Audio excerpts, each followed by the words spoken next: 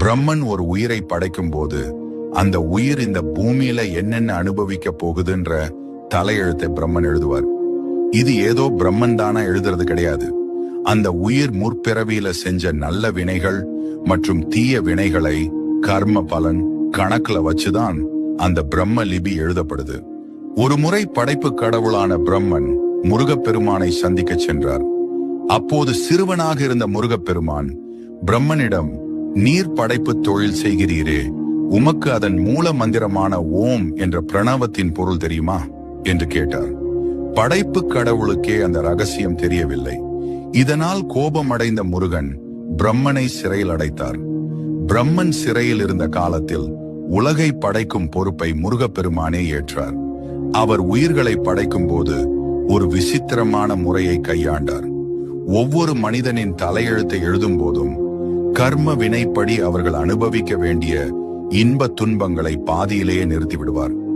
அந்த பாதி எழுத்து ஏன்? தேவர்கள் இதை கண்டு குழம்பி, முருகா, விதியை ஏன் முழுமையாக எழுதாமல் பாதியிலேயே விடுகிறீர்கள் என்று கேட்டார்கள். அதற்கு முருகப்பெருமான் சொன்ன பதில்தான் ஆன்மீக ரகசியம். நான் விதியை முழுமையாக எழுதிவிட்டால் அந்த விதிக்கு நானே கட்டுப்பட வேண்டி வரும்.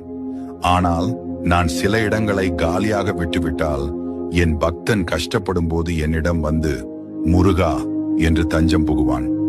அவன் அப்படி சரணடையும் போது அந்த வெற்றிடத்தில் அவனுக்கு தேவையான நன்மைகளையும் அருளையும் நானே என் கையால் எழுதலாம் அல்லவா? அதற்காகத்தான் இந்த இடைவெளி. சிறையில் இருந்து விடுதலையான பிரம்மனுக்கு இந்த ரகசியம் தெரிந்தது. தன் தவறை உணர்ந்த அவர் அன்றிலிருந்து ஒவ்வொருவருடைய தலையெழுத்தை எழுதும் போதும் ஒரு குறிப்பிட்ட பகுதியை மட்டும் முருகன் மாற்றியமைக்கட்டும் என்று காலியாகவே விட்டுவிடுகிறாராம்.